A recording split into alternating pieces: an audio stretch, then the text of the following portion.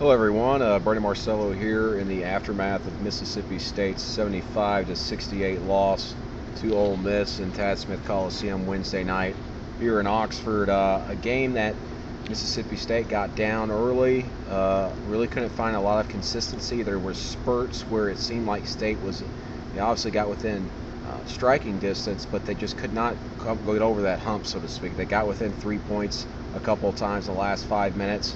But Ole Miss, which actually kind of almost gave the game away by not hitting some free throws late, was able to come up big at the free throw line late and then also get some stops. Ole Miss, if they had lost this game, like I said, the free throws would have been big. They only hit 17 of 30, but they made them when they needed them. Mississippi State struggled from the field again on the road, hitting 37.7% of their shots. And the big thing is, this is a team that we saw last year, Mississippi State, that lived and died by the three-pointer.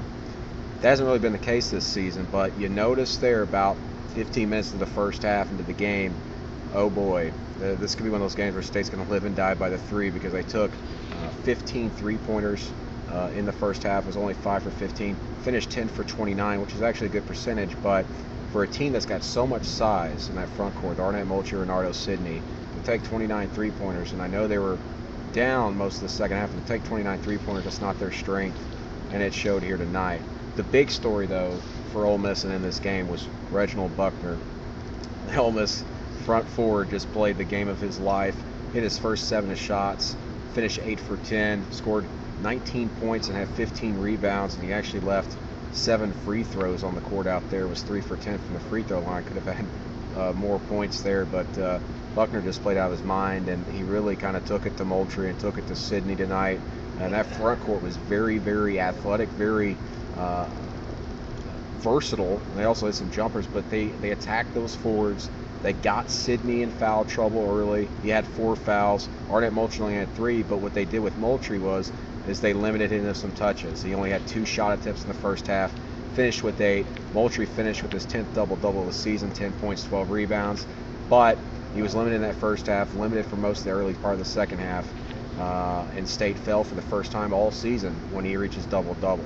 If you're Mississippi State, what you got to take from this is that you got to play tougher on the road. Mississippi State's freshman guard, Rodney Hood, the only player to talk to reporters after the game from Mississippi State, said it best. He said that this team has to play tougher on the road. They allowed more than 56% of Arkansas shots to fall in a loss at Arkansas, 98-88 to open up the SEC season. And now a 7-point loss to Ole Miss that really, honestly, could have been worse because Ole Miss wasn't hitting their free throws. But Ole Miss hit 50% of their shots, was 4 for 13 beyond the arc, but the damning thing is that what they were able to do inside the three-point arc. Ole Miss here, do some quick math here, was, let's see, they were 23 for 41 inside the arc. Very good percentage. It kind of shows you how State's front court broke down a little bit against Buckner, who just played the game of his life, and Buckner's no stranger to Arnett Moultrie, as he wrote in the Clarion-Ledger previewing this game Wednesday. They played against each other once or twice in high school in Memphis, and here they are again, and Moultrie did not get the best of Reginald Buckner in this game. State's got a lot to work on.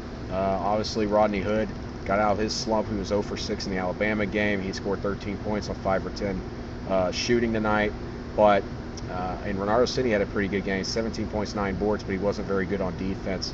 They got to play tougher on defense. That's the key, I think. I mean, you play tough on defense, it's going to lead to some good baskets on offense and also in transition. State just was inconsistent, didn't seem comfortable out there. They took several three-pointers in transition they shouldn't have.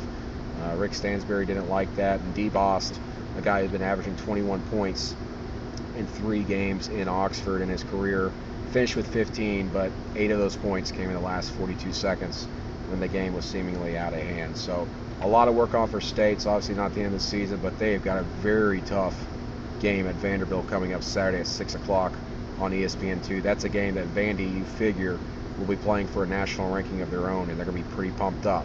And they got big time battle in the front court once again for Mississippi State. Going to be interesting to see how the Bulldogs bounce back. Much more coverage in the Clarion-Ledger in the coming days. A lot of coverage in Thursday's paper, in fact, so please pick up a copy. I think that's going to do it from here at Tad Smith Coliseum in Oxford. See you back in Starkville, and see you back in Nashville.